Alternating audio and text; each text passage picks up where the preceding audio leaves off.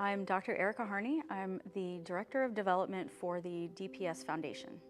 The DPS Foundation firmly believes that DPS students should be afforded the very same education of other districts in Montgomery County, and this is just one way of many that the community can support that effort. The DPS Foundation raises community support, whether that's financial or through partnerships, for the district itself and its employees. And so every year we offer awards to our teachers and administrators. And so any community member can contribute to our teacher and school awards through our website and donating with the Dayton Foundation. Every spring, we do our teacher awards and administrator awards, and those are going to open on April 1. The application is fully online. We just require some basic information about your classroom or your school and ask for individual line item budgets. Those close on April 30th, and so that application process will then be judged by our program committee, for which awards will be made this summer to start next fall. The purpose of the grants really is to cover other expenses that may not be in a school's budget or something that's covered by the district. This is typically enrichment programs, after-school pieces, other classroom supports, or has been something that is on the individual student level. So something that they may need individually, like chef jackets, or we've purchased the choir robes that go to students individually. The application process is really simple. We actually have a pre-made template. So if you're not able to get online real quick, we do have a downloadable form that you can use as a template, write out all your responses, and then cut and paste those into the Google form. We also have plenty of tips and guidelines on our website on the Teacher Award and School Award pages that will help guide responses. Over the years, we've made the application as short as we possibly can to get straight to the point about what you want to do in your classroom or school. I'm Melissa Sharp. I teach 4th grade science and social studies at Ruskin Elementary. I received a grant for $500, and it allowed me to purchase something called Make Do, which is a cardboard construction set of tools. And what they can do is use cardboard, which is great because it's recycled. We don't have to buy anything new, just people contribute cardboard to it. And they can create all kinds of creations. They can cut things out. They've built things like scenery from books that they've read. They've built carnival games. Sometimes it's open-ended. They can choose what they want. I can create challenges for them. What I like about it is that it is so open-ended as I want it. You know, either they're doing something specific or they're creating on their own. And the whole thing is engineering design, which is great for teaching our kids perseverance, because they know if they want something, they're going to have to work through any difficulties. First of all, I just felt really appreciated when I received that, knowing that I had the freedom to get something that my students could enjoy, which would be educational. That was great, but it was just nice to feel like what I wanted to do in my classroom was appreciated by someone. The process was very simple. This was my first ever grant. I've never written one before. It always just sounded intimidating. This time I just couldn't resist. I just had to get on and try it, and I could not believe how easy it was. I don't think it took more than 5 or 10 minutes. I spent a lot more time figuring out what I wanted than just writing the grant. My name is Nicole Plenner, Mrs. Plenner. I teach physical education, grades 7 and 8 here at Wright Brothers Middle School. I've actually received 2 grants from the program. The first one was for 30 yoga balls, and so that is a classroom set for exercise. It's just nice to have one for everybody. There's no sharing, everybody has their own. It's a kind of a lifetime activity, so I want kids to learn something that they can do in the future by themselves. So they can buy a yoga ball, and that's something that they already know how to utilize. My second grant was for pickleball, which pickleball is, may or may not know, is the fastest growing sport in America. The great thing about pickleball for PE is it takes a small amount of space. Tennis is such a large area, and so you only could have maybe a maximum of 8 children playing at the same time. But with pickleball in this gym, I can actually accommodate 24 kids all at the same time. Some of these kids, the only exposure they're getting to sports and fitness is right here in this gym or in their elementary gym. So we just want to open their eyes to all of the things that are possible. Hi, my name is Kevin O'Donnell. I teach government at Meadowdale Career Tech Center. This is funding that might sound like a little bit, $500, but it can go a long way. $500 gets these 2 guitars behind you. That could totally change the life of a kid in your class who needs some sort of artistic outlet like that. And there's a lot of room to be creative with these grants. There's a lot of room to try out new things that you think might work for your students. It's also built such great bonds between students and between teachers and students. There are a lot of teachers here at Meadowdale who play guitar. And so you'll sometimes see Mr. French teaching a riff to a student. I just had a teacher come in just now and say, hey, O'Donnell, I'm borrowing the acoustic real quick. I'm working with a student on something. And so it's built, the best thing that's come out about this is the building community around these instruments. And at the end of the day, that's what it was all for. If you're somebody trying to figure out how can I support education in the most impactful way possible with the amount of resources that I have, this kind of thing would be the place to direct your resources. A little bit can go a really long way. Sometimes we look at our budget and it's millions of dollars going here, millions of dollars going there, and then this is $500 that can be absolutely life-changing for an individual student or a group of students.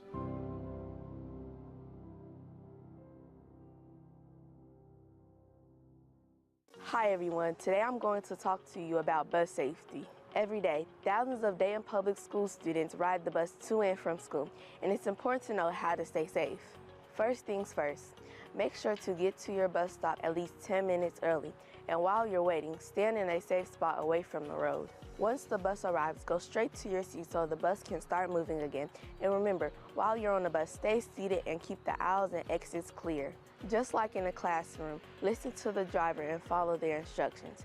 This includes no foul language, no sticking your arms or head out the windows, and no eating or drinking on the bus. Lastly, make sure you only get off the bus at your assigned stop and be sure to walk home safely. Let's all work together to follow these rules and keep our bus rides safe for everyone. Thanks for listening, and stay safe, DPS.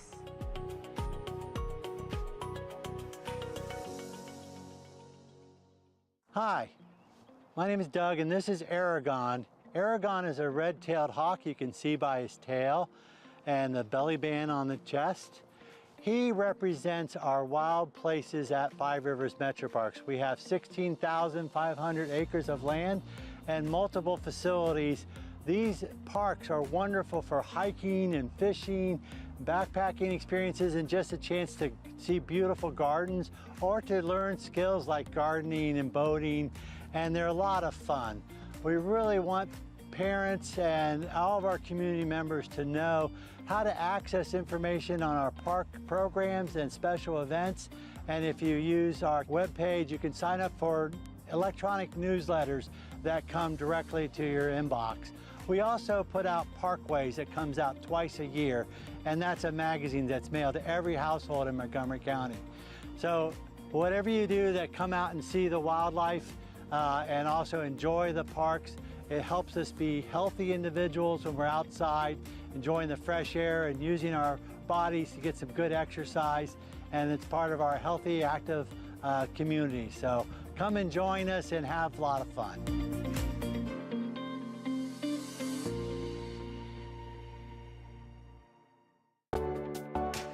It really is a wonderful event for kids to express themselves in ways that are outside of just being in class. So it's an exciting time in Dayton Public Schools, watching our young people really tell stories about politics, about how they feel, about the world, all types of sides of them that we don't normally see during the school day. To be honest, I was blown away. It's beautiful coming to my city and seeing the young talent, you know what I mean? It takes a lot to get on stage and to, you know, stand in front of a lot of people, and I know some people rehearsed it and some of them was like reading it live, but you know, it's different when you're in front of people, and they did their thing, so I was excited to be a part of it. Something that I really liked was that every student's piece, it had some level of impact. it meant something. A lot of it was a personal story. They all left a piece of them on that stage. And for me, that was big for them being students. They're youth out here expressing themselves. That just made me happy. We need to use dialogue within our communities, states, and nation to achieve the dream of so many people in the world. A dream of peace and justice that has been put off for too long. A dream that we must keep fighting for together. We are gathered here tonight to commemorate the life and legacy of Dr. Martin Luther King Jr. So great of a champion he was to our people and a true king amongst men. But I challenge each of you to take a long, hard look at yourselves and reflect. Then ask yourselves, would he be proud of where we are today? Anybody who can write and wants to write or wants to be able to express themselves, they should come here. There's no reason, if you have the opportunity, for you not to try. And after you try, you're gonna get better. So never be afraid to start and try. That's right. At Dayton Public Schools, we come together to celebrate the spirits of sportsmanship and community. However, poor behavior by fans and sometimes athletes have created challenges that impact the safety and enjoyment of these gatherings. We believe in creating a positive and inclusive environment for everyone, students, families, and fans alike. Our collective responsibility is to ensure that our athletic events remain safe, enjoyable, and supportive. To achieve this, we have a few reminders. Respect the game. Make sure you show respect for the athletes, coaches, and officials. Remember that these events are about skill, teamwork, and friendly competition. Do not walk on the court or field and remain in the stands and on the sidelines. Show support in a positive way. Celebrate good plays and efforts by the team you're there to support. Avoid negative chants, cheers, or comments that may create a hostile environment. Set a positive example. Adults should lead by example for students. Remember that children are watching, learning, and absorbing your reaction. Students should lead by example for their peers and for those who look up to them. Remember that your behavior influences those around you. Let's come together to support our students in the right way. Positive energy enhances the entire experience and creates lasting memories for our young athletes. Join us in fostering an environment where everyone feels welcome, safe, and inspired. Together, let's make our athletic events a source of pride for our entire community. We are DPS.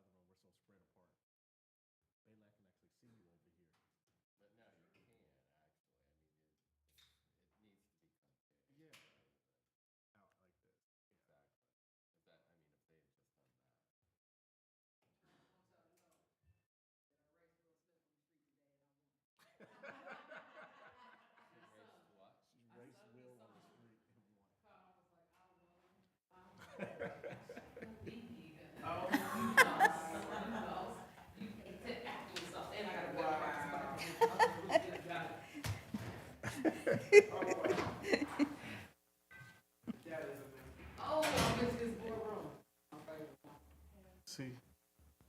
I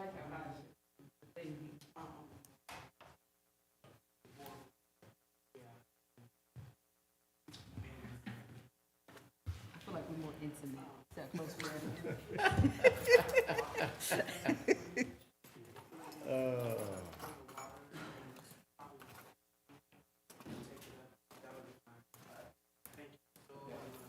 So how are you? This is a busy week for me. Is it? Yeah, we do our township cleanup tomorrow. Clean up. Just making sure, cleaning up areas in the township and making sure we got everything we need to go. She did. Because winter chicken dinner. Yeah, we know about applesauce. You know, when winter walk through the doors, that's what y'all saw. Okay, great. That's not Brady. Mr. Lacy, she gonna say let's brace after she done took off. First off, Miss Lacy, we both sit at the same stop. I see them, right? And I go, call me. You revved it? Oh, you done revved it? Cause just call, give you a courtesy call. In the car? It was just at the stop right there. And I knew that if I just go 3 miles faster than Will, I could get there to that spot. And I went, That don't count. and I was still within the speed limit, so it was technically legal.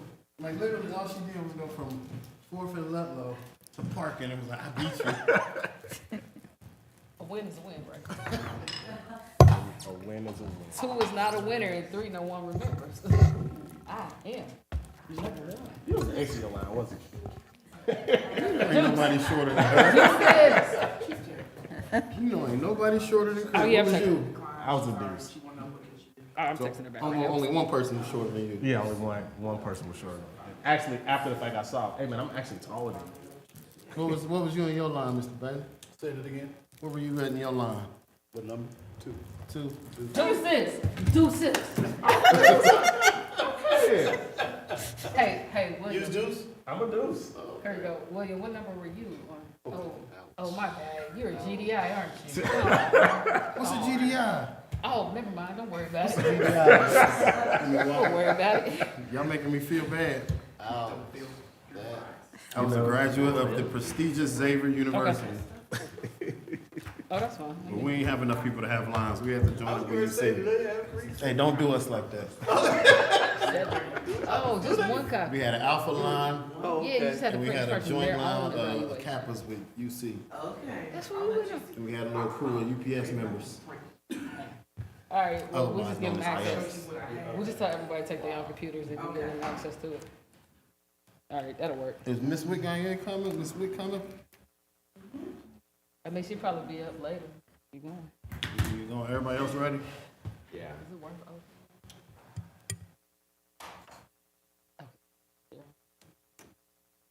Now that I know what to do. You ready? Mm-hmm. You ready, Dr. Goodwin? Winners are always ready. Come on, man. You got your laptop closed. You ready, Miss Lacy? Mr. Walker? Good. You look dressed down, Mr. Walker. Hey, it's Friday. I'd like to call this April 26, 2024 special meeting to order. Madam Treasurer, may we have a roll call? President Smith, Present. Miss Wickany, Miss Wick, she's not here. Dr. Goodwin, Here. Dr. Bailey, Here. Mr. Lacy, Here. Mr. Walker, Here. Miss Reinhardt. She's here. Okay, 5 present. You stand for the Pledge of Allegiance? I always want to say national anthem. Pledge allegiance to the flag of the United States of America, and to the republic for which it stands, one nation, under God, indivisible, with liberty and justice for all. We're in the school, that's exciting. That's sweet. It's just sweet. I know, right? All right, I will ask Mr. Walker if you mind, or if you want to, we can move that way. We have some purchase requisitions on here. Would you want to do those first? I would. If we could switch those, that would be great. That would be great. So, Madam Treasurer, we have some recommendations. Okay.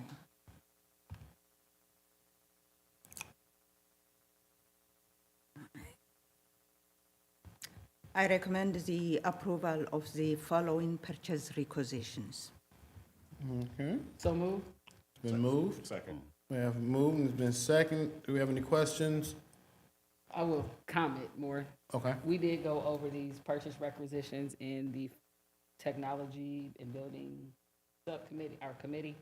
So we are aware of them, and I do believe that we did ask them to send out a one-pager so other board members kind of knew what they were as well. That's pretty much it. Okay. Any other questions, comments? Yeah, I just want to make sure that I'm on the same page Okay.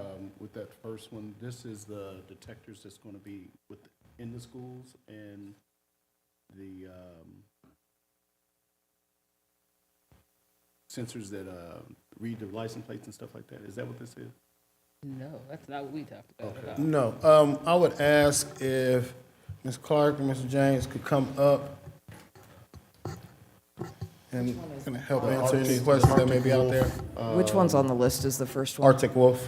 Oh, So Arctic Wolf, it's a security operations center service. It is not those sensors. Okay. It's for cybersecurity and only cybersecurity. One of the big things it's going to help is give us some cybersecurity insurance, which I don't think we have today. We're starting to work on it. It's going to give us $500,000 of cybersecurity insurance. Okay. All right. Thank you. Mm-hmm. Are there any other questions? Seeing none, may we have a vote? President Smith, Yes. Ms. Wick is not here. Dr. Goodwin, Yes. Dr. Bailey, Yes. Mr. Lacy, Yes. Mr. Walker, Yes. Ms. Reinhardt is not here. So 5 yeses. Okay, thank you. And I will ask again, I hadn't got anything back from Ms. Wick. I know she said she had meant to be here today. Mr. Walker, did you want to start your discussion or do you want to do it after executive? Are you already ready upstairs? Okay, so we can do it after executive. That works. That is fine. Let me close my eyes. Close the computer. That's like Pursuant to section 121.22G2 of the Ohio Revised Code, I move that this board go into executive session. This meeting is being held to consider the appointment and employment of a public employee. I'll ask for a second. Second. And a second by Mr. Walker. Oh, Goodwin. Mr. Walker was faster. Okay. The line is closer. Walker, okay. Any questions on the motion? Seeing none, may we have a vote? Okay. President Smith, Yes. Ms. Wick is not here. Dr. Goodwin, Yes. Dr. Bailey, Yes. Mr. Lacy, Yes. Mr. Walker. Yes. 5 yeses. Thank you. We'll retire to the board conference room. Can you guys bring your laptop? Yes, I guess we can. President Smith, if you agree to be able to speak that.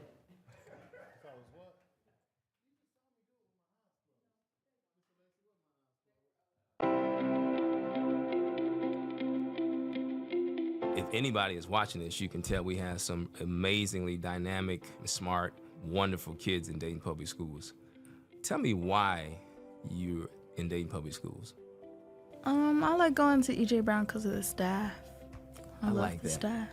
Yeah, you got a new principal. He is good. Mm-hmm. He walks around a lot, checks on you guys. I like him. I want to be a robotics engineer. I want to take that to college and do great things with it. How'd you come up with that? I'm in a pathway called advanced manufacturing, and I'm taking it currently. So your exposure or your experience in advanced manufacturing got you start thinking about, hey, this is the field I want to go into. Yes, sir. Yes. Awesome. I like going to Belmont because I like the people and I like the teachers, I like the staff, and especially like the principal, Ms. McDowell. I want to go to Dayton Public Schools because I feel like every single teacher in Dayton Public Schools are really appreciative of the students that they have and show a lot of love to them. Mm-hmm. What I like most about the district is all of the opportunities that they have, such as DPS University, where you can earn college credits while you're still in high school. The staff is really welcoming and they're always pushing you to do your best in whatever you do. I'm looking forward to getting some of my college credits already out of the way before I go to college.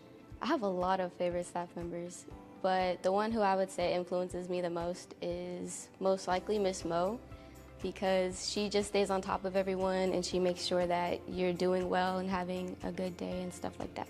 I'm thinking of studying law and becoming a lawyer because I don't really like the laws we have now. So I'd like to maybe change them. I like it. So you want to be an advocate? Yes. DeAndre? I've thought about being a realtor. I always wanted to What? get rid of the yeah. I'm going to tell you, I've never heard a kid say that. I wanted to get rid of the whole bunch of empty vacant houses around my neighborhood, feel me? It just seemed like a good thing to do because it just make the neighborhood look bad. Even though it's good people around there, it just make my neighborhood look bad. The whole staff and administration helped me get through my sophomore year all the way to my senior year. King, I appreciate you sharing that space where you said that you had some adversity, you know, and that this hasn't always been an easy road, and there was a whole family that wrapped their arms around you. I want you to know how much we in Dayton Public Schools are proud of you, first of all, and how much we wish you the best in the future. And we hope that you stay in touch with us so we're able to talk about what a graduate looks like as they move out into the world and do things other than high school.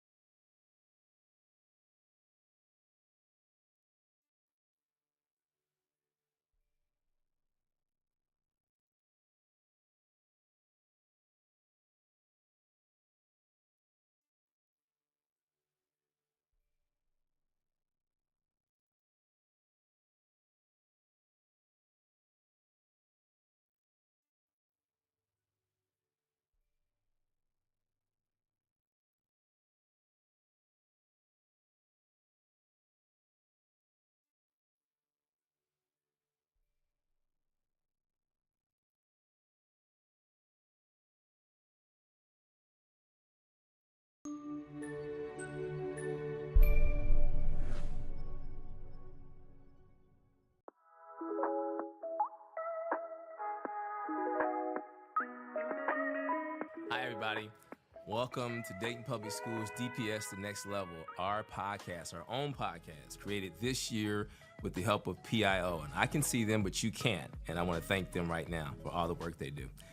So we're here today I've done about 11 episodes or something like that. And this is a really exciting episode today. We have teachers who are here, and these teachers were selected by the curriculum team, principals, the associate superintendent, the chief academic officer, both the chiefs of schools, the Office of Exceptional Children, Shelley Dinsmore. I hope you're enjoying yourself and your trip. And myself. We've been through hundreds and hundreds of classrooms around the district. And this year, we brought 6 of the best together. They've all been nominated for Teacher of the Year in the state of Ohio. I got all of your nomination forms back and forwarded them to Ms. Sheehy. We're ready to go. And so this is what we do in Dayton Public Schools or in schools in general. It all starts with teachers. And I am so, so excited to be here with 6 of the best. And I was a teacher for 10 years. And so I don't know if I was good, but I'm going to count myself as the 7th teacher here. I'd just like you to introduce yourself and then tell me something about your family, like how you grew up. Did you have brothers and sisters? Did you grow up in the north, south, east, or west? Did you grow up wealthy or poor? Just tell me a little bit about you, because that tells me a lot about who teachers are. So introduce yourself and tell me about your life journey, like from zero to like when you were a kid to now, like becoming a teacher. The whole story? Oh, well, we only have 30 minutes. So I'll give an example. For me, I grew up in a working class household. My dad, Jim Lawrence, he's deceased now 2 years ago. And my mother is still here. Hi, Mom. She's 84, and she was a nurse, and he was an automotive worker, and I had 2 sisters, and they got up and went to work every day. So I get up and go to work every day. And they were just good people. And so that's kind of how I got here.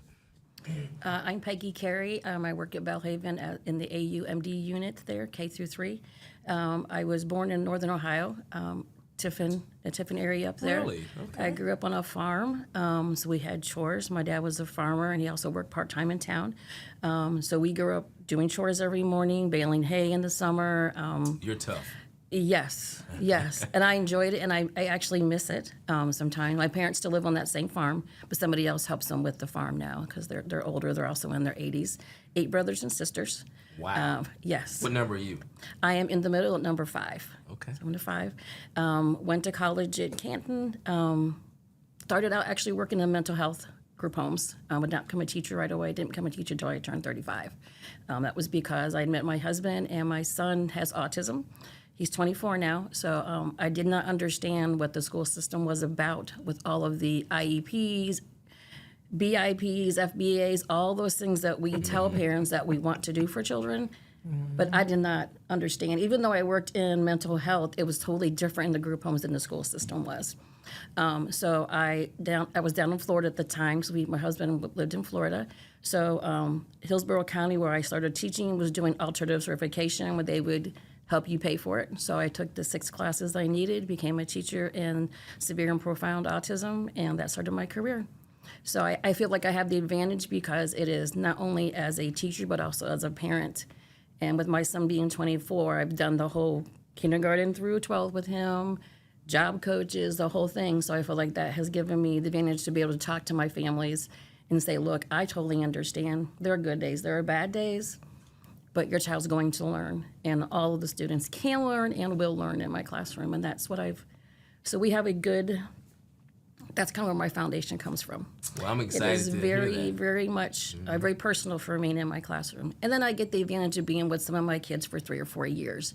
So I see growth. Lots of looping there. Huh? Yes, so I see the growth from sometimes coming in and being in a wheelchair to be able to walk, to be able to feed themselves, to learning the letter sounds, to learning, to start to reading. So I get the whole loop, which is very satisfying. I'm going to say it again. Yes, You're tough. I love my job, and I love the kids I work with. Farm. I'm very, very passionate about what I do. It found me. My right career found me at the right time. I can feel it. Shelby, found what me say at the you? right time. Yeah, my name's Shelby Hughes. I'm an intervention specialist at Thurgood Marshall High School. I'm originally from Xenia, Ohio. Grew up with both my parents working class. I had an older brother. I knew pretty much from a younger age that I wanted to be a teacher. It was instilled in me to love school, and that college was the only option for me. So growing up, I went to school every day. I literally graduated with 11 years of perfect attendance. It was my favorite place to go, which I think has, in turn made me want to come to work every single day. I really don't like missing because I know that that impacts my students.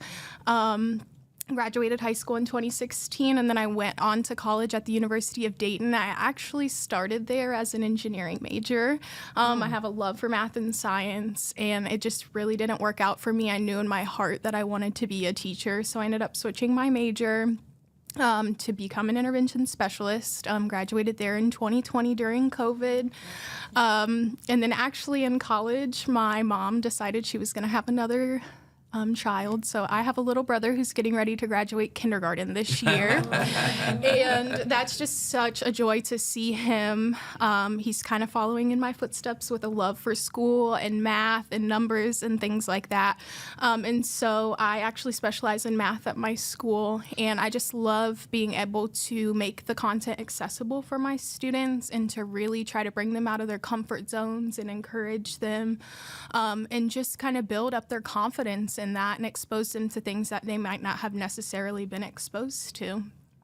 I so appreciate that. I'm energized. I'm going to sign up for your class. Thank you. Ms. Wise? Hi, I'm Donna Weiss. I'm EL teacher at Fairview. I've been in this business a while.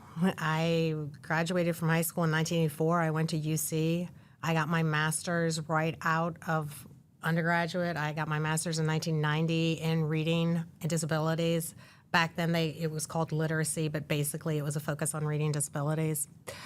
I started out teaching 7th and 8th grade at Gamble Middle School in Cincinnati Public. Came to Dayton, married my husband.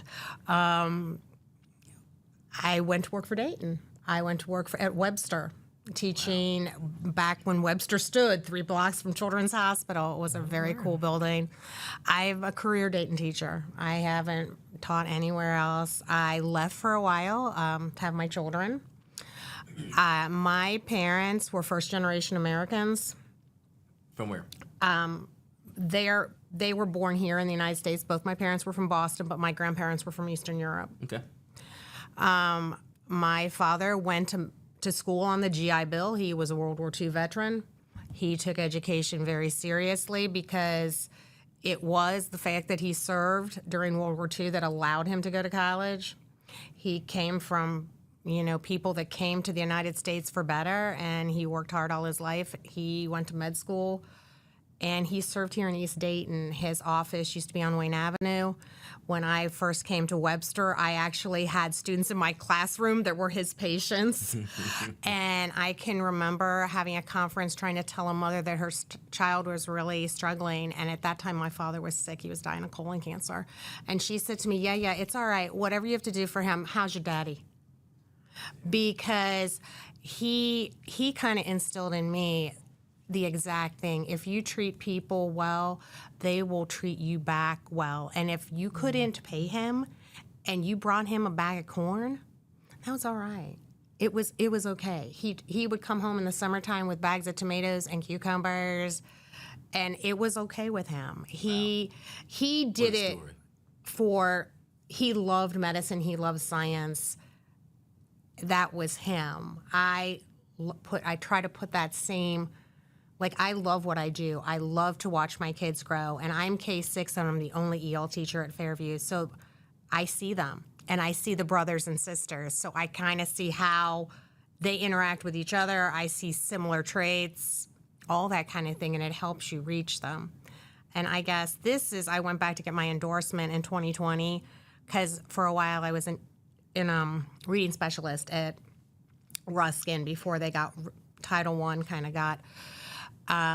It was such a high population, and I think we had a lot of Turkish kids at that time, and the Eastern Europe, that way kind of reminded me of my grandparents, and I just had such a love for the kids in the old world way. It really inspired me to go back and get my endorsement, and this is probably the most fun job I've had in Dayton. Like, I love what I do. This is what I'm going to finish out my career with. I love my kiddos, and I love watching them grow and really teaching the older ones how to remember where they came from. Like, you do not have to act American. You bring so many wonderful things to the table. I want you to embrace that. I want you to embrace who you are, remember who you are. So that's me.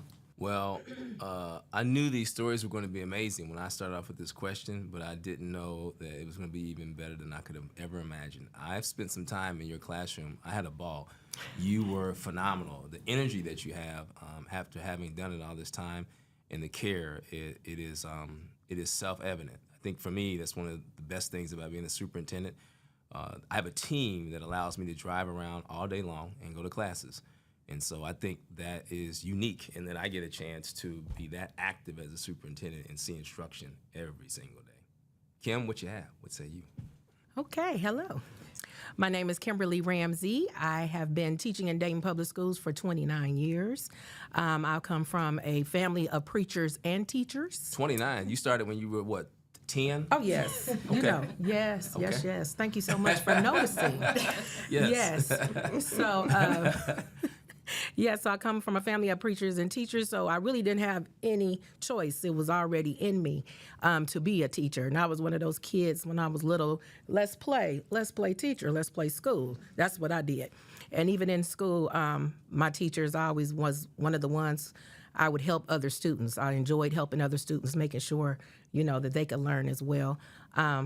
So being in Dayton Public Schools, I call myself a lifer, because my mother was a teacher in Dayton Public Schools for 34 years at Belmont High School, the late, great Gladys Townsend. And I have followed in her footsteps in education. And some people say, you act just like her. And I say, well, I can't help it. But so being a lifer, so Dayton Public Schools basically helped me to become the person I am. My mother worked, and then I went to school in Dayton Public Schools, and now I work in Dayton Public Schools. So that's what I call, I'm a lifer. So there's no better place for me to work, and this is where I want to be, with students that look like me, students that have been where I have been, and we are in the same neighborhoods, go to the same stores, we see each other, and I think it's very vital that they see us and know, hey, we don't live at the school. Sometimes they think we're there all day. I'm like, okay, they see you out at the store, and they're like, oh, what you doing here? I'm like, yeah, I come to the store too. So just being visible, and also being a servant to our students, because we know that they need a servant, they need a model at all times. So just being there so they can see, oh, this is how I'm supposed to live my life. Yeah.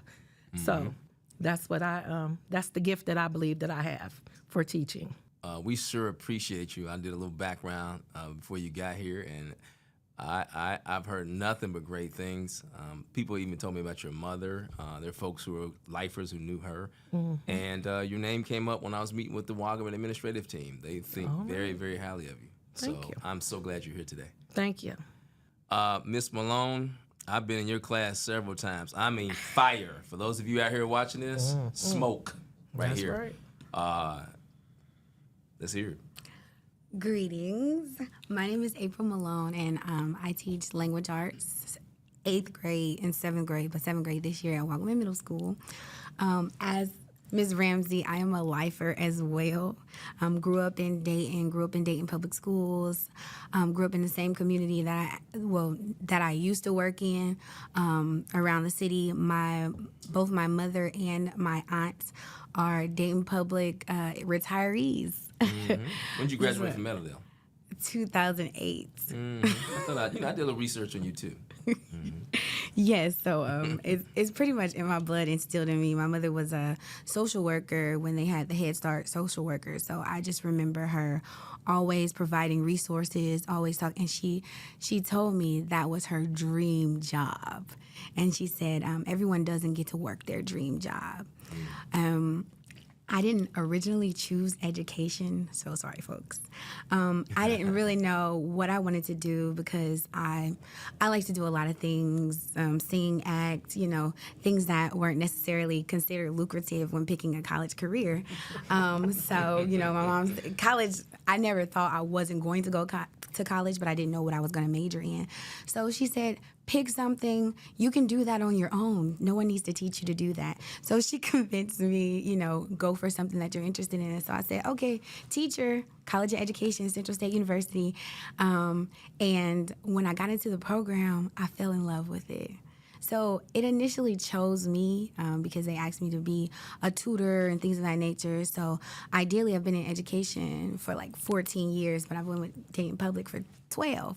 And people are surprised to hear that, like, how long? Because I started tutoring my junior year in college, other college students. And that's when I recognized the need for, a quality education overall so that you can function in the world. So I got to see education from a lot of views, from the college viewpoint and then, from the grade school viewpoint, and see how they all connect together, and that quality education has to hit immediately from pre all the way up to high school so that people can be successful in the real world. And that's what I strive to do in my classroom. I like to bring things to my students that are engaging because I wasn't an avid reader growing up. I didn't enjoy the books. I said, and I was accelerated, so I didn't have to read the books. I could look at the Spark Notes, or I could listen real good in class and still make good grades.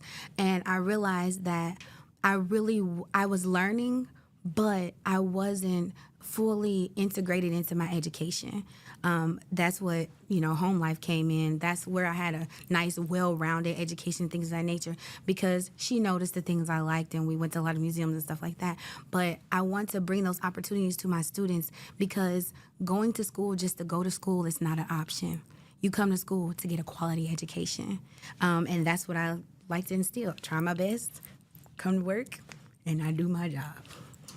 Well, Ms. Malone, I want you to know that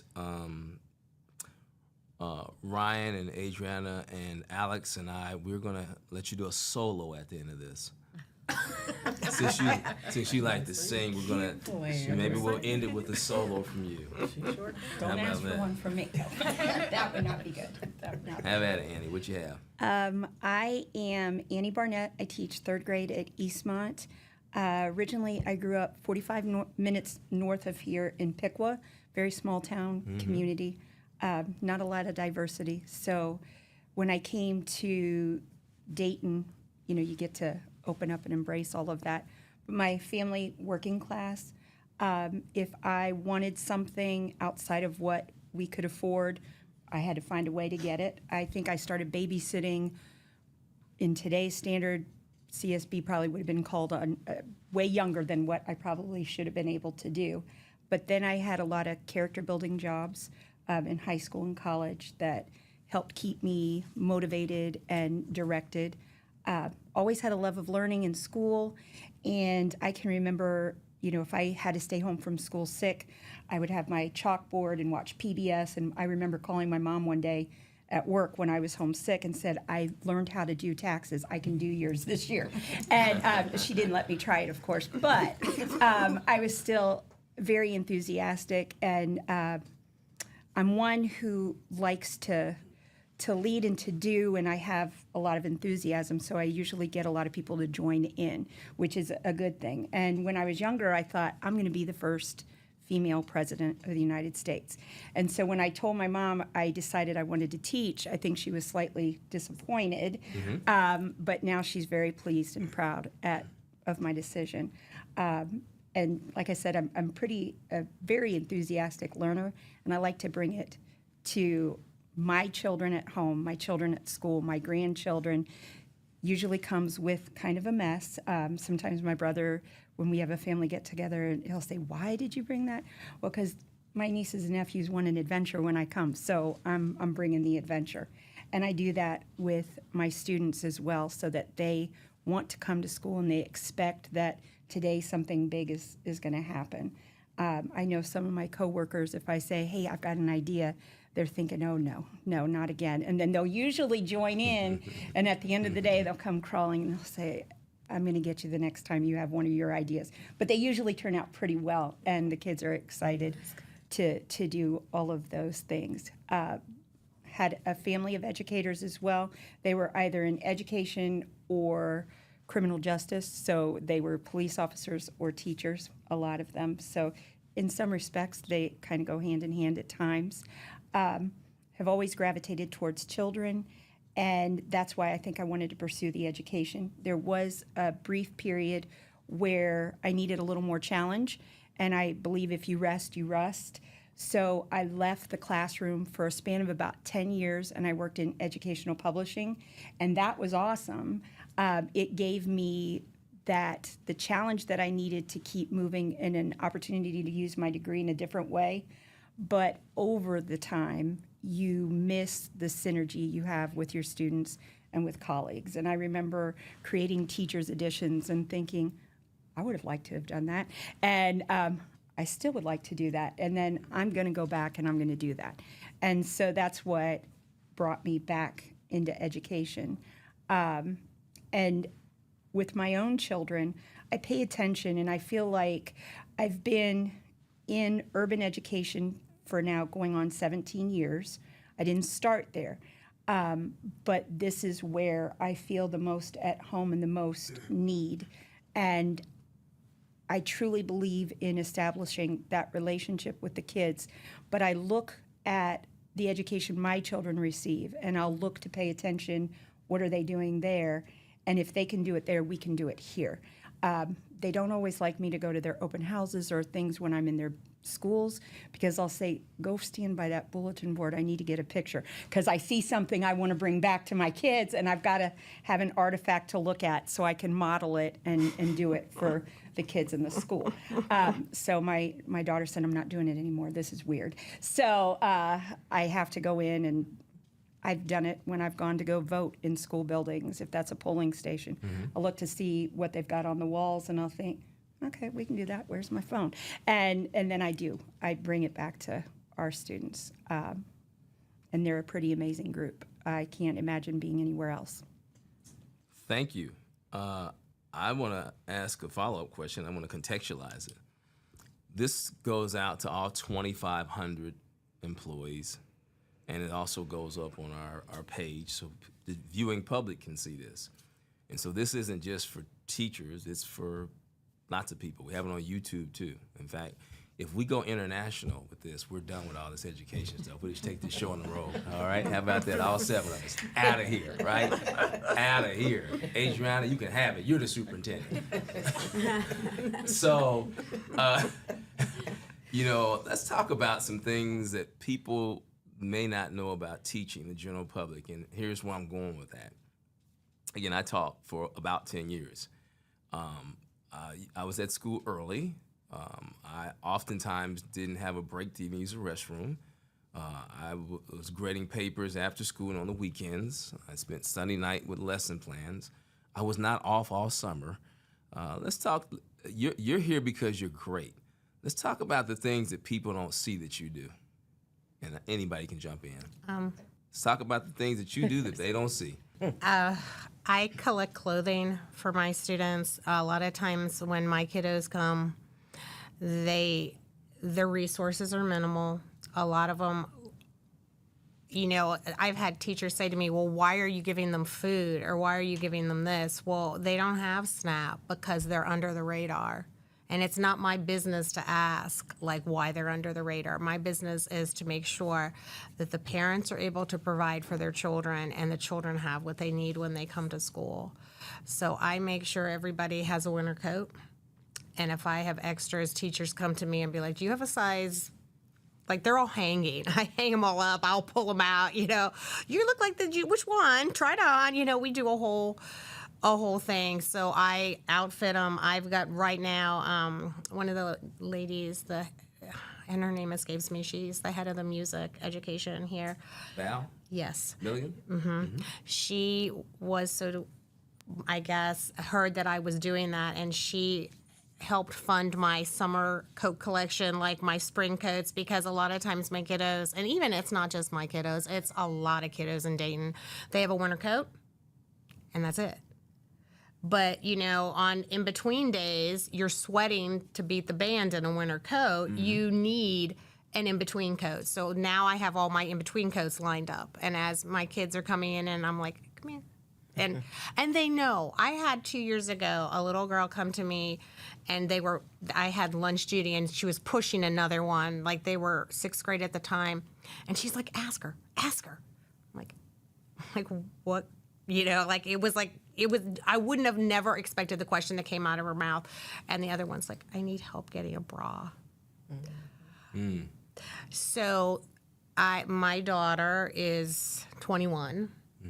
And my daughter's a hoarder, so I knew I could go home to her drawer, and she only had the good stuff at school. And so I just fished, and then they came down, and of course, you know, where are you going? No, we have to see Mrs. Weiss, and there's like 4 of them, you know, and they're holding the other one's hand that's in need of the lingerie, and I'm like, they're for me. It's lingerie. Step to the right, you know. And I made a joke, and I took. The girls went with her. I opened the teacher's restroom. I'm like, you go in and you make sure it fits her correctly. And then they're like, she'll take these 3. I'm like, awesome. Why don't you wear one, baby? But I really try to be that liaison between school and home. And sometimes, even culturally, it's embarrassing for them to go, like, that's not, they don't talk about those kind of things. I've helped young girls track their menstrual cycle because nobody at home is talking to them about that because it's done differently culturally where they are. And, you know, you can't just do your thing. You know, it's not in the United States, in a school. So we've gone through, they know I have a drawer, they go to it. I have a drawer with a washcloth and a soap bar soap and toothpaste, toothbrush, and they just take the baggie and go. And deodorant. Like, it's very... You know, it's no big deal, I guess, in my room. You can come and ask me, and a lot of times they'll bring friends that are not necessarily my kiddos, but they'll just bring a friend. Is it okay? You know, to the viewing public, I mean, we don't just work 8 to 2:30 and off summers and weekends. No. I thought that's what teachers did. It's never off. I don't think you Even are. when you're out, you're on vacation, you're thinking about what you can bring back to that classroom. You're like, oh, that would be a good bill work. I haven't. Oh, it would be so great to show this picture in my classroom. You go on vacation, have the, you know, oh, they could write about this. They can make a story. You see something cool in the museum. So you see a workshop that's during the summer, and you're like, this would be beneficial, and it's free, you go. With no pay, you may not get the credit, but you go so that you can be a more informed teacher and so that you can continuously hone your craft because education is an ever-growing thing. So you can't turn it off. Everywhere you go, you're seeing something you want to bring back to the classroom, you're in the store, buying things with your own income, and you just don't think about it. You're like, oh, my kids need this. You're a reactor. You're in the store. They're looking in your cart like, really? You don't even have children. What's that in your cart? I'm like, wow. Well, let's talk about it. So it never turns off. If you're passionate about this thing, everywhere you go, there's an opportunity to bring something back to your classroom that will enrich it and enhance it. And that's what teachers do. Yeah, the schedule is awesome, actually. However, off is not really off because in the back of your mind, you're always looking for something to engage kids. You're tuning into the news. You have to be a current, event person so that you can know what's going on, so it's never off. And even when you retire, ring, ring, ring, well, I heard you retired. Come back and help do this, that, and the other. So it's really doing that right now. It's a lifetime job. If you love it, it's a lifetime thing. And when you're in it for the long haul, it's worth it. So. And I think to piggyback on both of those is that getting the family involved, sometimes you don't realize it becomes a whole family thing. And you have families call up and say, look, we're really struggling right now. Can you help us? Can you get some resources? What do we need? Yeah. What is it? And you'll be like, yeah, what is it you need? What is you need? Well, our water isn't on, so can he shower at school? So, yep, like you said, we have things that we keep a basket of stuff at school. There's a shower in there. You go in quietly, help them shower, clean up. They go on their day. Because you can't do blooms without the Maslow. Exactly, yeah. And you have kids that need those. We have our occupational therapist and I, we made a food pantry at school to help out with kids that come in who are just very hungry. give little bags to take home on the weekend with them, things like that, because those basic needs aren't always met. And, it's hard for families to come forward and say, okay, like, we're struggling. But if you build that relationship with them first, with their child first, and they see you're really there for that child and you're working to improve, and they see like, oh my gosh, I was told my child couldn't do anything, but you're having them do things. Like I'm trusting And they you with them. trust They trust you when you have yes. something to bring to Yes. them. Yeah, I have parents that are like, what do you think is best for them? When we have IEP meetings, some parents absolutely hate the IEP meetings because they hear so much negative. It has to be a positive meeting. It has to be like, look, this child is making so much progress. And it may not just be in, oh, they know their letter sounds. They are now walking. They are now feeding themselves. They're now sitting for 10 minutes in their chair and doing some work. They are now, it starts from the very beginning. And this, I could talk forever because this is very personal and very passionate for me, and with my kids, personally at home and at school. It's improving their entire life. It's not just an academic thing. It's not just because they have. I love it. Because that's what it is. It's about we're doing life with these kids. We're doing life with their families. And if you can't build that relationship with the first person you see in that family who's the child, that family's not going to trust you. When we come around and talk about just- the academic action plan, I think I was on tour and I think I came to everyone's building.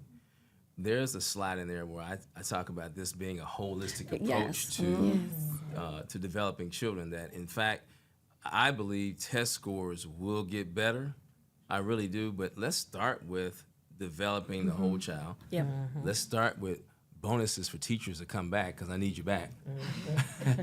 Yeah, let's start with how about that? I think Let's start with these kind of 5 C's and dealing with culture, right? You fix culture, you'll fix these test scores. Those things will come, and listen to all the things that you do that are outside of teaching, right? And I think that's important for the viewing public to see and to know. All of you have like a 24/7 passion for the job. And this will be my next to last question. I think, is that something that you're born with or that you can develop? And the reason I ask that is I want to instill this in all 913 teachers, right? And what I'm getting at is this something that I can package up and I can have the other adults have the passion that you have? Or is this just, you're just great?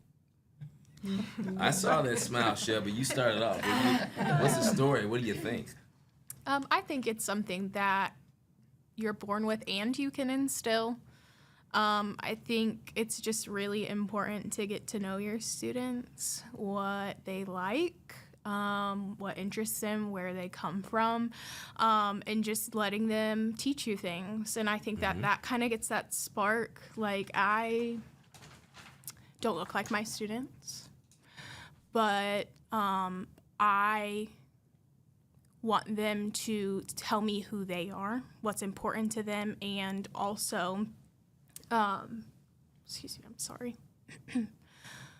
Also learning how I can be a safe place for them. And I think that if we come together and help each other out, that we can share that spark with each other. Gotcha. It's that spark that will ignite into a flame. Yes. If you create that culture where you have those enthusiastic, lifelong learners who are there to share and to give, then you can't help but get caught up in it. If you're in a place where there's a lot of negativity or people who do things one way and aren't open to something else, then you become where you are. And so I think if you bring it, you can't do anything but join in with that kind of movement with the kids. And I think it's that spark. If you have that passion, some of us are born with that passion. I think anybody in education is born with that passion. And if you have compassion for other people and you combine the two, then you can see past maybe where they started and have a better idea of where they can go. And it's not, most of our kids, most of my students don't ever leave their zip code. So how will they know what they don't know? How can you tell them, I see this in you. I think you could do X, Y, and Z. And if they start coming in and sharing, this happened last year. I had a group of kids crazy over Legos.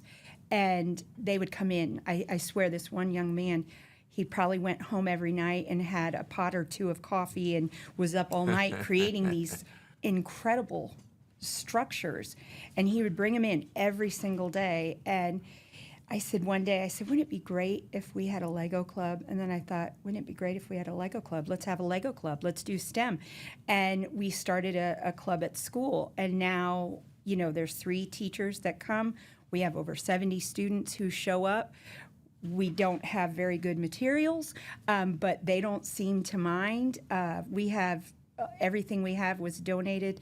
There's this one circuit kit, and this one little guy, he came up, he said, look, it's broken, but look what I could do. It's supposed to go forward. It won't go forward, but I made it go backward. And I said, I think you're going to be an engineer one day. He said, I think I am. And that, it's the most fun of the entire month is those times just with the kids, and you get to sit and listen and do, and you hear who likes this and who wants that.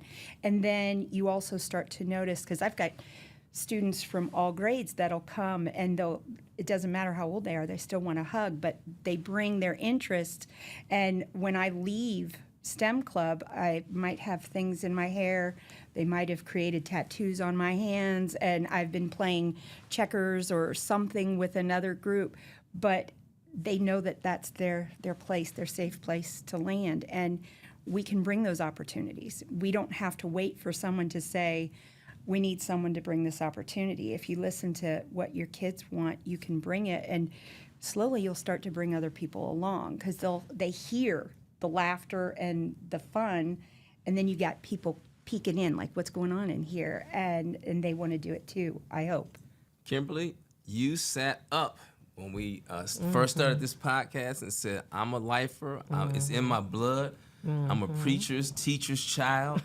Tell me, and I see you smiling, I've seen you in the building, how do you deal with the negativity? Like, I hear it sometimes when you go to the teacher's lounge. How have you dealt with that negativity? Because I don't see a negative bone in your body.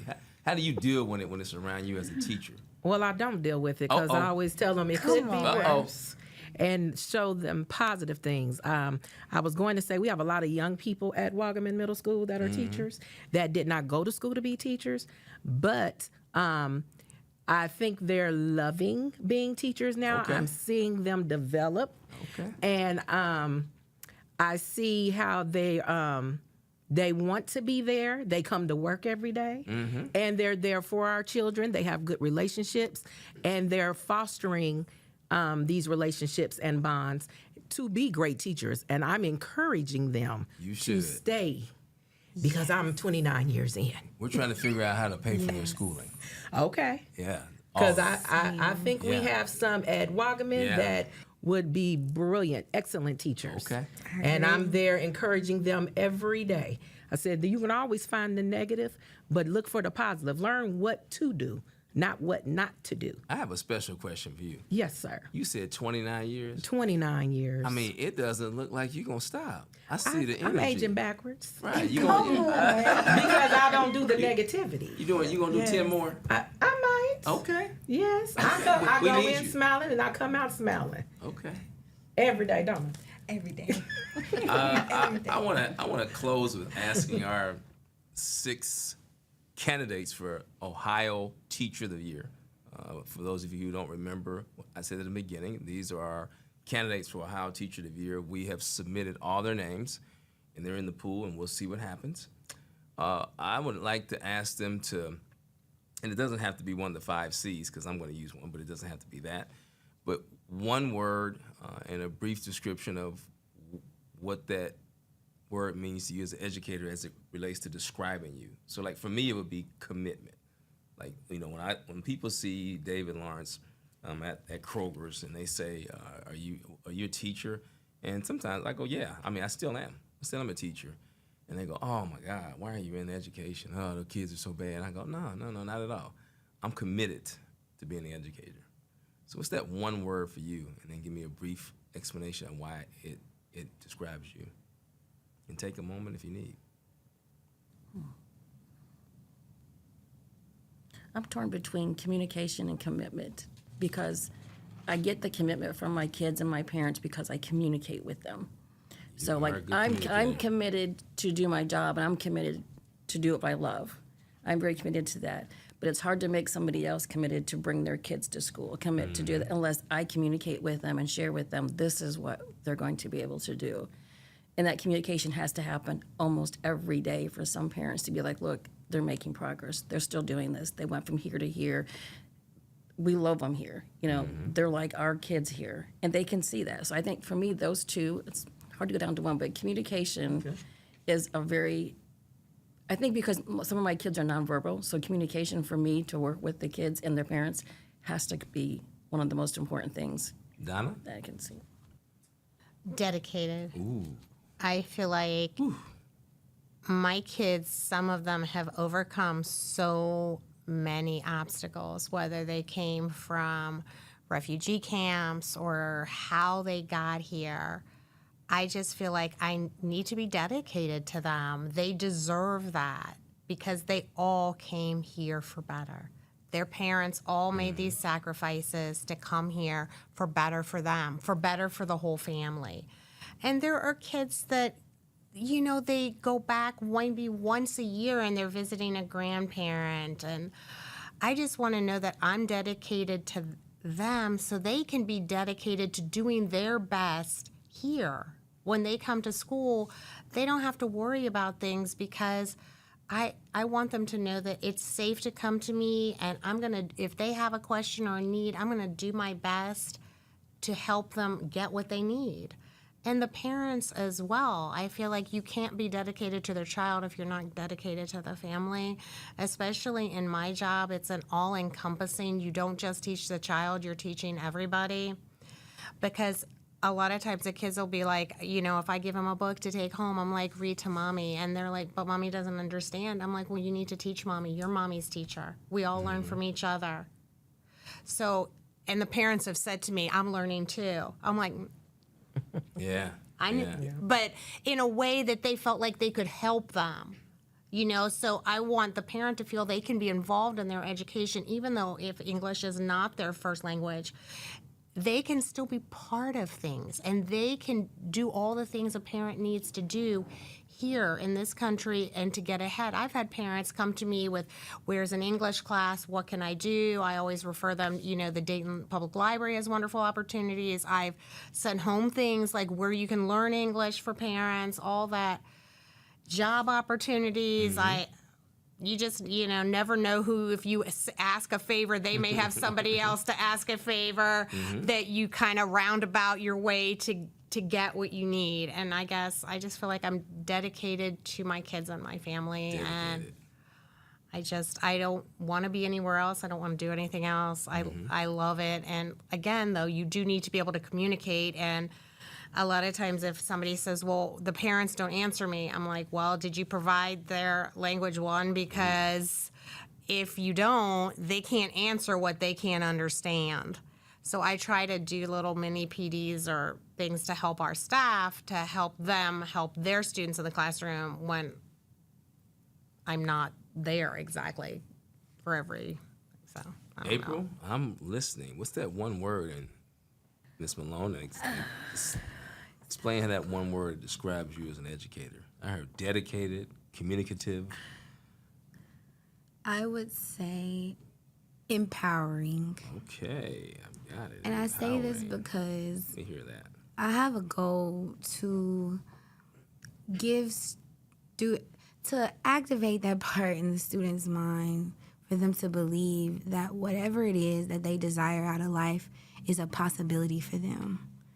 And that comes through exposure, that comes through encouragement, and ultimately, I want to empower them to be their best self.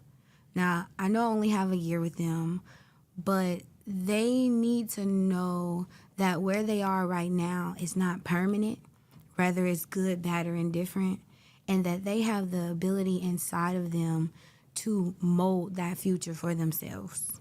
So ultimately, I want to give them as much exposure to things inside and outside of school that I can, so that they know, hey, whatever I'm dreaming, whatever I'm going after, whatever I desire out of life is a possibility for me if I put in the work. WRK. Annie, what's that one word that you go, man, that describes me as an educator? Well, there's probably lots of words my students would use to describe me, but I'm going to say connection, because I work very hard to connect with my students, with their families. Once they're mine forever. Their families are mine forever. And because I've had lots of kids, brothers, sisters, family knows they can come. And so I like that connection with the kids, feeling connected to the curriculum, finding ways to connect it to them. So that would be another way to use that word. How to connect in with the community. How can we bring them in so that the kids can see what's out there, what they could maybe bring to our own community. And then there was another, creative. I can MacGyver my way through a lot of things. I've been in school districts where you've had very little. Give me a paperclip, some tape. I can create something, and we're gonna make it work in a big way. And so when the kids see me try to MacGyver my way through something, then they're gonna bring more creativity to what they do. So I think there's that. I'm going to find a way to make it happen. So if it's going to work, if they need it, we're doing it. And if you want it, I'll get you there. And so that's, yeah. You can't really say MacGyver is an adjective, but I can MacGyver my way through a lot. Shelby, and then I'll finish with Kimberly. Okay. Shelby, what's that one word that I'm gonna say lead. Ooh, Yeah, Okay, I like that. it's my job to set the example for my students, whether that be through our thought process when we're working through problems or content.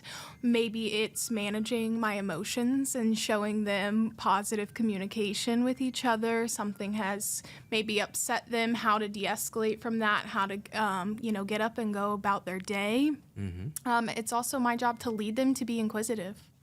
Ooh, I love that word. inquisitive. Yeah, I love that word. to give them those guiding questions that spark them, to get them through that learning process. So yeah, lead for me.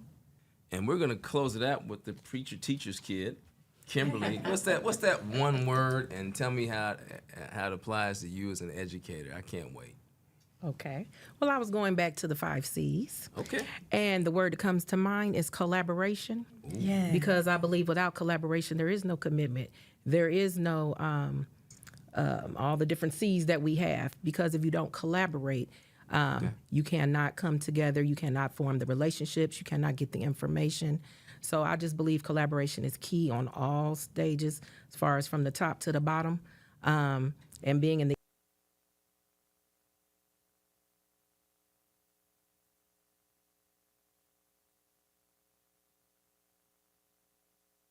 OEC department, we have to collaborate.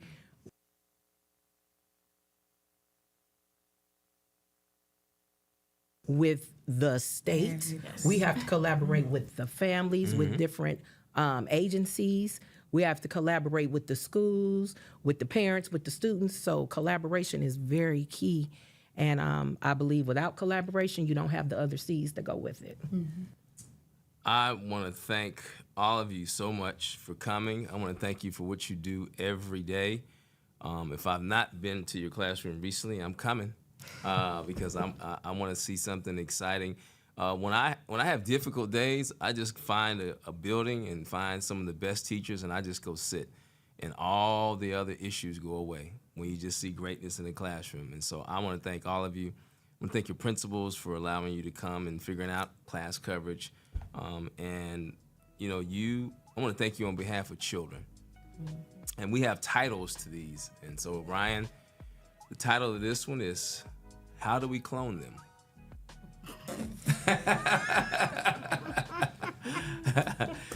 Hey, DPS Next Level, we're out of here. We're out.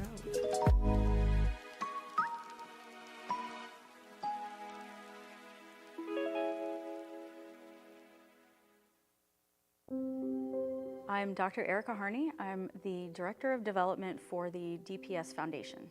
The DPS Foundation firmly believes that DPS students should be afforded the very same education of other districts in Montgomery County, and this is just one way of many that the community can support that effort. The DPS Foundation raises community support, whether that's financial or through partnerships, for the district itself and its employees.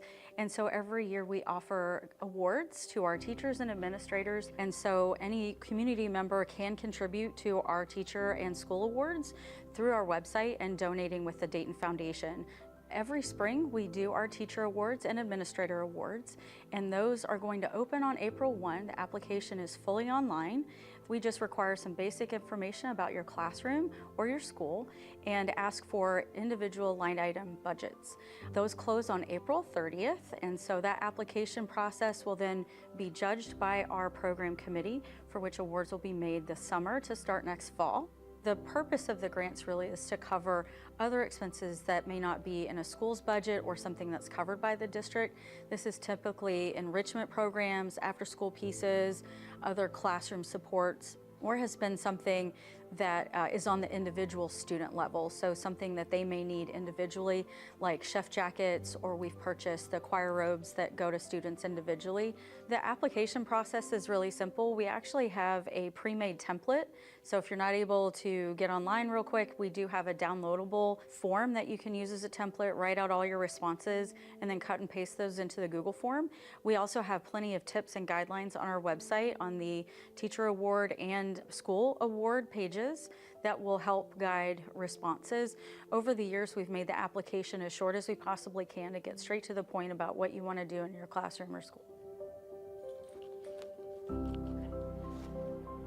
I'm Melissa Sharp. I teach 4th grade science and social studies at Ruskin Elementary. I received a grant for $500, and it allowed me to purchase something called Make Do, which is a cardboard construction set of tools. And what they can do is use cardboard, which is great because it's recycled. We don't have to buy anything new, just people contribute cardboard to it. And they can create all kinds of creations. They can cut things out. They've built things like a scenery from books that they've read. They've built carnival games. Sometimes it's open-ended. They can choose what they want. I can create challenges for them. What I like about it is that it is so open-ended as I want it. You know, either they're doing something specific or they're creating on their own. And the whole thing is engineering design, which is great for teaching our kids perseverance because they know if they want something, they're going to have to work through any difficulties. First of all, I just felt really appreciated when I received that, knowing that I had the freedom to get something that my students could enjoy, which would be educational. That was great, but it was just nice to feel like what I wanted to do in my classroom was appreciated by someone. The process was very simple. This was my first ever grant. I've never written one before. It always just sounded intimidating. This time I just couldn't resist. I just had to get on and try it, and I could not believe how easy it was. I don't think it took more than 5 or 10 minutes. I spent a lot more time figuring out what I wanted than just writing the grant. My name is Nicole Plenner, Mrs. Plenner. I teach physical education, grades 7 and 8 here at Wright Brothers Middle School. I've actually received 2 grants from the program. The first one was for 30 yoga balls, and so that is a classroom set for exercise. It's just nice to have one for everybody. There's no sharing, everybody has their own. It's a kind of a lifetime activity, so I want kids to learn something that they can do in the future by themselves. So they can buy a yoga ball, and that's something that they already know how to utilize. My second grant was for pickleball, which pickleball is, may or may not know, is the fastest growing sport in America. The great thing about pickleball for PE is it takes a small amount of space. Tennis is such a large area, and so you only could have maybe a maximum of 8 children playing at the same time. But with pickleball in this gym, I can actually accommodate 24 kids all at the same time. Some of these kids, the only exposure they're getting to sports and fitness is right here in this gym or in their elementary gym. So we just want to open their eyes to all of the things that are possible. Hi, my name is Kevin O'Donnell. I teach government at Meadowdale Career Tech Center. This is funding that might sound like a little bit, $500, but it can go a long way. $500 gets these 2 guitars behind you. That could totally change the life of a kid in your class who needs some sort of artistic outlet like that. And there's a lot of room to be creative with these grants. There's a lot of room to try out new things that you think might work for your students. It's also built such great bonds between students and between teachers and students. There are a lot of teachers here at Meadowdale who play guitar. And so you'll sometimes see Mr. French teaching a riff to a student. I just had a teacher come in just now and say, hey, O'Donnell, I'm borrowing the acoustic real quick. I'm working with a student on something. And so it's built, the best thing that's come out about this is the building community around these instruments. And at the end of the day, that's what it was all for. If you're somebody trying to figure out how can I support education in the most impactful way possible with the amount of resources that I have, this kind of thing would be the place to direct your resources. A little bit can go a really long way. Sometimes we look at our budget and it's millions of dollars going here, millions of dollars going there, and then this is $500 that can be absolutely life-changing for an individual student or a group of students.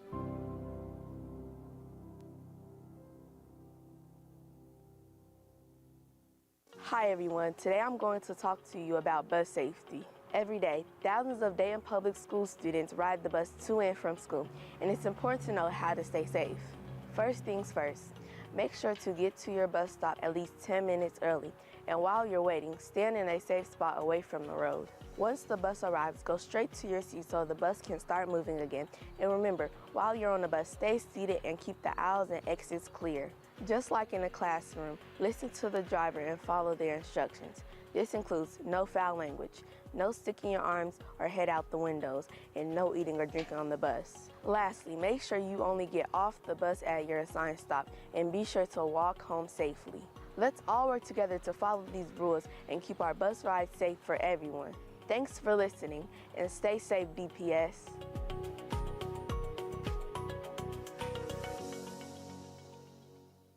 Hi, my name is Doug, and this is Aragon. Aragon is a red-tailed hawk you can see by his tail and the belly band on the chest. He represents our wild places at Five Rivers Metro Parks. We have 16,500 acres of land and multiple facilities. These parks are wonderful for hiking and fishing, backpacking experiences, and just a chance to see beautiful gardens or to learn skills like gardening and boating, and they're a lot of fun.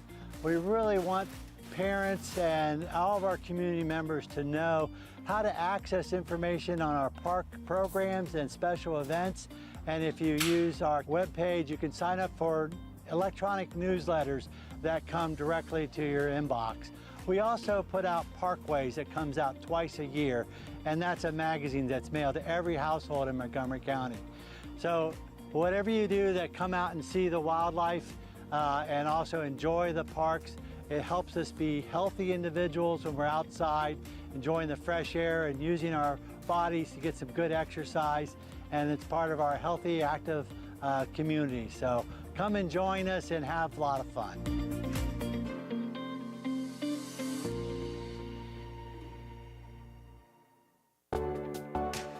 It really is a wonderful event for kids to express themselves in ways that are outside of just being in class. So it's an exciting time in Dayton Public Schools, watching our young people really tell stories about politics, about how they feel, about the world, all types of sides of them that we don't normally see during the school day. To be honest, I was blown away. It's beautiful coming to my city and seeing the young talent, you know what I mean? It takes a lot to get on stage and to, you know, stand in front of a lot of people, and I know some people rehearsed it and some of them was like reading it live, but you know, it's different when you're in front of people, and they did their thing, so I was excited to be a part of it. Something that I really liked was that every student's piece, it had some level of impact, it meant something. A lot of it was a personal story. They all left a piece of them on that stage. And for me, that was big for them being students. They're youth out here expressing themselves. That just made me happy. We need to use dialogue within our communities, states, and nation to achieve the dream of so many people in the world. A dream of peace and justice that has been put off for too long. A dream that we must keep fighting for together. We are gathered here tonight to commemorate the life and legacy of Dr. Martin Luther King Jr. So great of a champion he was to our people and a true king amongst men. But I challenge each of you to take a long, hard look at yourselves and reflect. Then ask yourselves, would he be proud of where we are today? Anybody who can write and wants to write or wants to be able to express themselves, they should come here. There's no reason, if you have the opportunity, for you not to try. And after you try, you're gonna get better. So never be afraid to start and try. That's right. At Dayton Public Schools, we come together to celebrate the spirits of sportsmanship and community. However, poor behavior by fans and sometimes athletes have created challenges that impact the safety and enjoyment of these gatherings. We believe in creating a positive and inclusive environment for everyone, students, families, and fans alike. Our collective responsibility is to ensure that our athletic events remain safe, enjoyable, and supportive. To achieve this, we have a few reminders. Respect the game. Make sure you show respect for the athletes, coaches, and officials. Remember that these events are about skill, teamwork, and friendly competition. Do not walk on the court or field and remain in the stands and on the sidelines. Show support in a positive way. Celebrate good plays and efforts by the team you're there to support. Avoid negative chants, cheers, or comments that may create a hostile environment. Set a positive example. Adults should lead by example for students. Remember that children are watching, learning, and absorbing your reaction. Students should lead by example for their peers and for those who look up to them. Remember that your behavior influences those around you. Let's come together to support our students in the right way. Positive energy enhances the entire experience and creates lasting memories for our young athletes. Join us in fostering an environment where everyone feels welcome, safe, and inspired. Together, let's make our athletic events a source of pride for our entire community. We are DPS.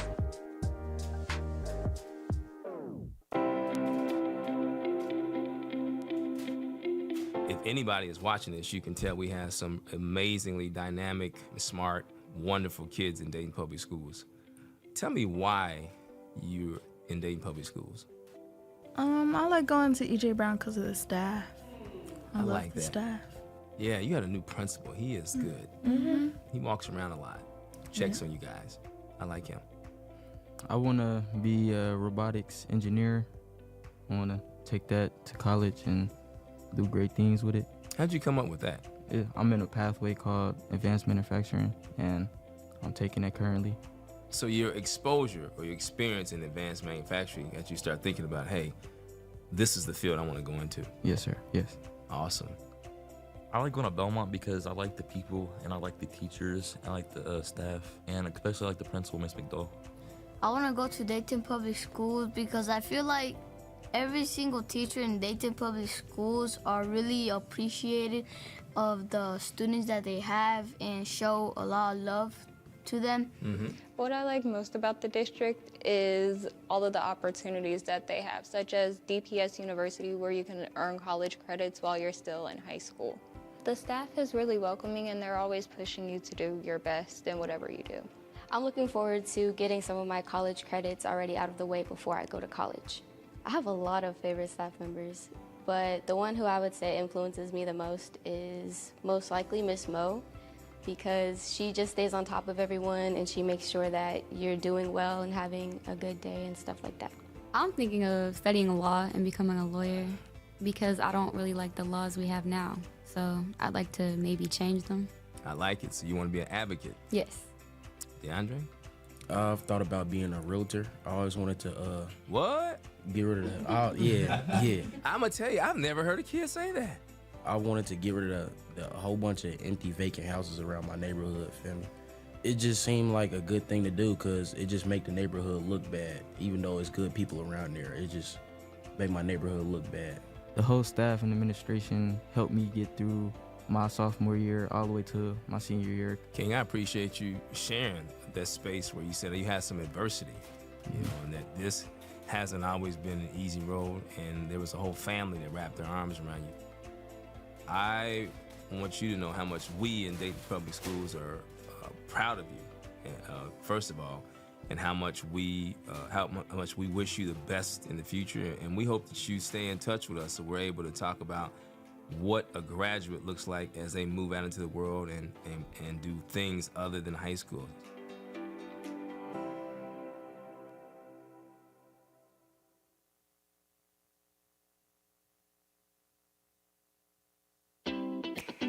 Hi, my name is Penny Bain. I'm a grandmother of 2 children that attends Ruskin Elementary School. I love things down here at Ruskin because I just feel like it's a loving, caring school. They offer so much. It's the love that they get. It takes a village to raise a child, and this is a village. There's a custodian here, Mr. Body. He gives them like fist bumps, and he makes sure he gives every child one before they enter the school.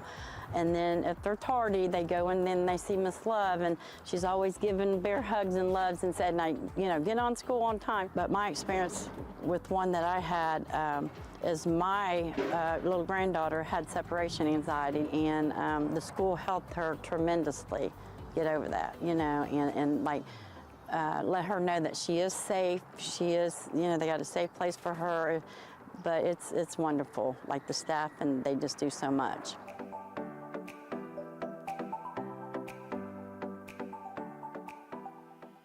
Hi, my name is Tiffany Reeves, and I'm a gifted intervention specialist with Dayton Public Schools. A gifted intervention specialist is a teacher who works with students who are capable of learning at a faster pace than other students their age.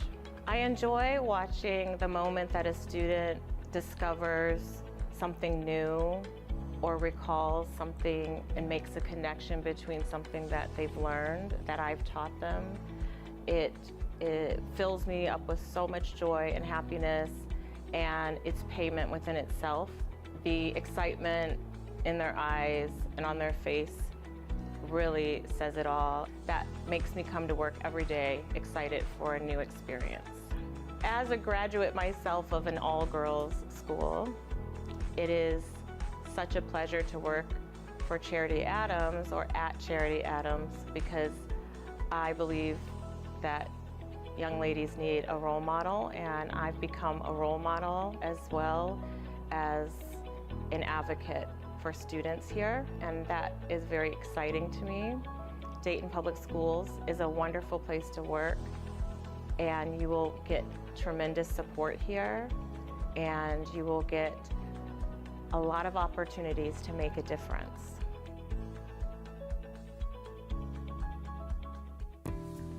So when you first walk in this particular building, what you're gonna see is you're gonna see bright, open spaces, clean floors.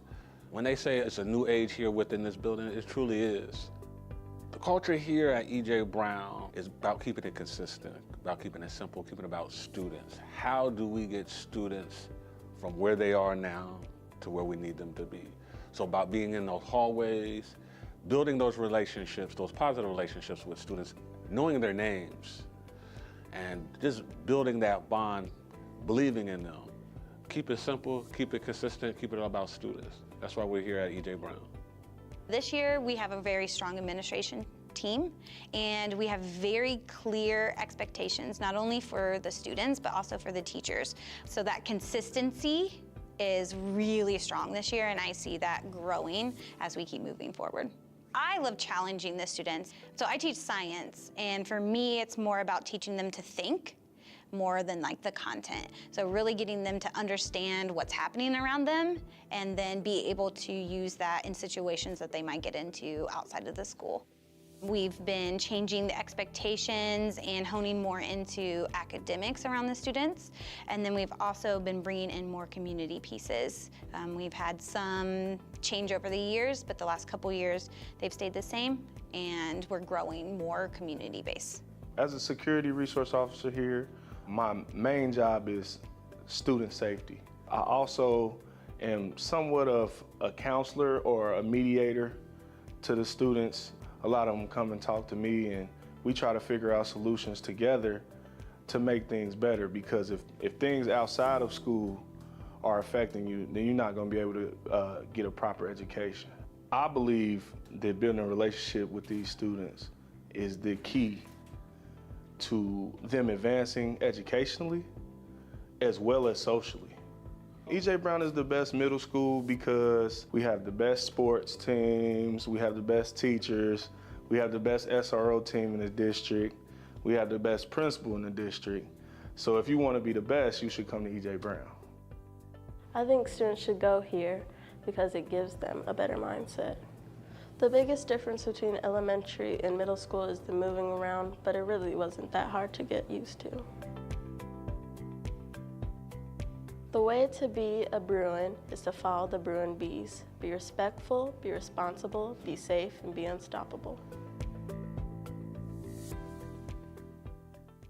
The program is an 8-session, once-a-month kind of class that occurs on UD's campus. And the whole idea is to have teachers be reflective in terms of their own implicit biases, their own privileges, their own life experiences that they bring into the classroom. We wanted to give them the tools of some of the anti-racist teachings, culturally responsive pedagogy, and inclusive instructional practices that will accelerate student learning. So that was our thought process. And so how do we support new teachers? That's kind of the origins of it. How do we support new teachers who did not go through an Urban Teacher Academy? How do we give them the tools, the content, the pedagogy, the skill sets, the awarenesses, so that they could be successful in the classroom? If they're successful, obviously kids are successful. And that's really what it's all about.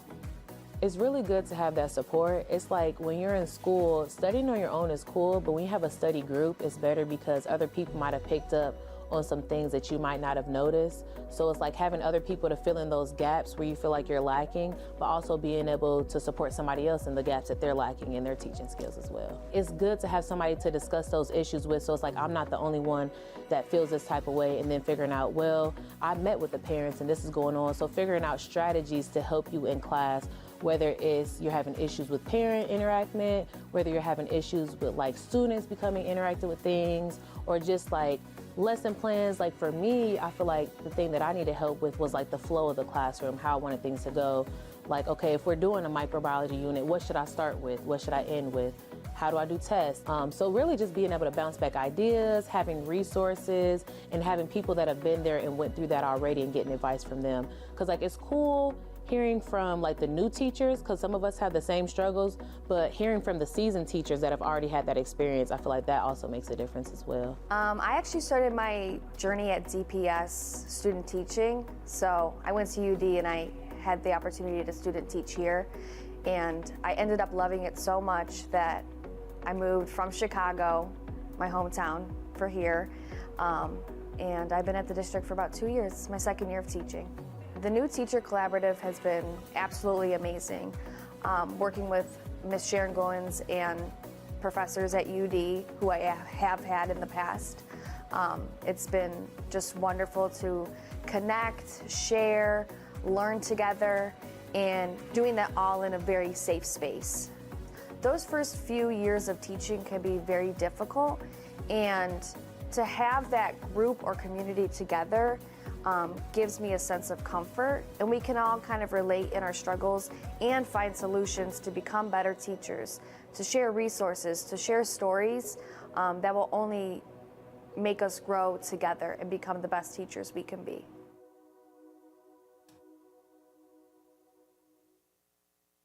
Hi, my name is Marisha Collins, and I am a kindergarten teacher here at Kemp Elementary School. I'm a product of Dayton Public Schools, a proud graduate of Dunbar High School. I had amazing teachers that impacted my life tremendously. So much so that I knew when I graduated, I wanted to pursue a career in education. My teachers went above and beyond their expectations, and I knew I wanted to be that kind of educator. I wanted to make a difference in the lives of children as well as their families. A teacher is, to me, a position that you are called to be in. It is not something that everyone can be.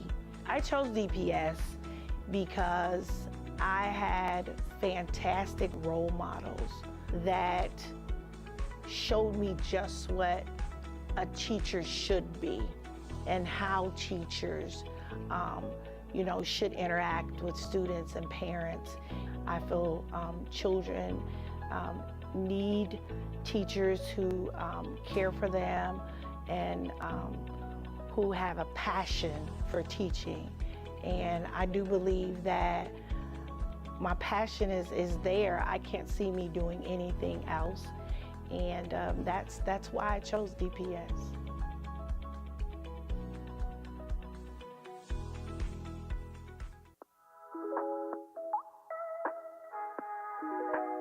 Welcome, Dayton Public Schools and viewing audience. We're here for the DPS Next Level episode 11.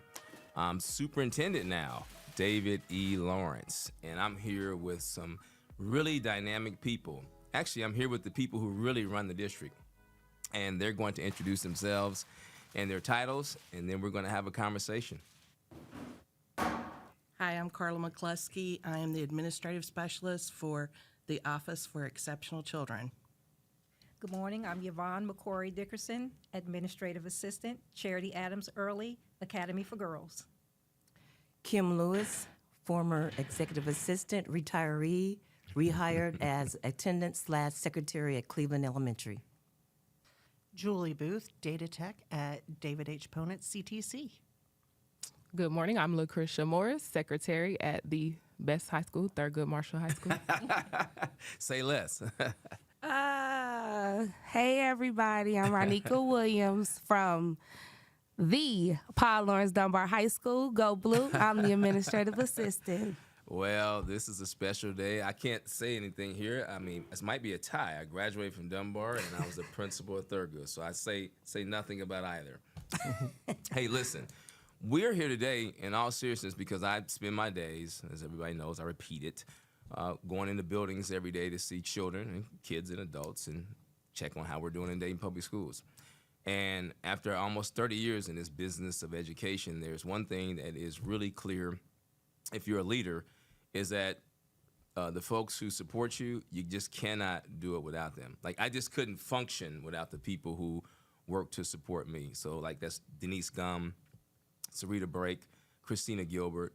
I couldn't function. I would have to, I have to go home for the day, call it a day. So, I'd really like for you to hear and see the backbone of our district, the people who do all the different things around supporting kids and adults every day here in Dayton Public Schools. So I guess my first question is, which one of these things would you consider yourself? A psychologist, a nurse, a caregiver, friend, what else? What else do you do? What are some other things, roles that you have? I just named off just a few. What are some other roles that you have? And anybody can jump in. What are some other roles that you have? Mother.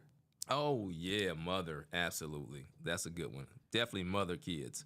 What's another role that you have that folks might not know that's not in your job description? Auntie. Auntie, yeah. Caregiver. Caregiver. Lunch lady. Lunch lady. Okay. We're already up to about 7 or 8 and counting. Therapist. Oh, therapist. Absolutely. Therapist. Confidant. Yes, confidant. What about advisor? You give advice to kids? Absolutely. All the time, probably. What else? Sometimes we need security. Yeah, security. What else? My role is a little bit different because I don't work directly with kids, but the people I do work with, they're my kids, apparently, because they call me the mom of the office, so. The adult kids. I'll write that down. You're right, the adult kids. What else? What about the leaders you support? What are you to them? Shelly's great. So, Oh, yeah, Shelly and I she have been is. working together for 5 years, and she's amazing. She knows everything about everything, and she knows everybody. And in this district, you need to know people. What?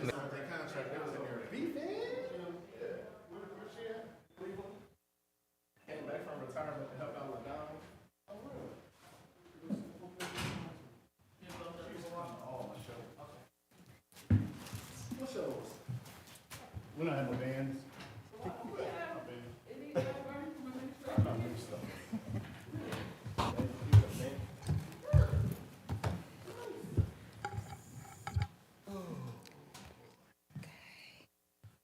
Hey, I just got my state tax return.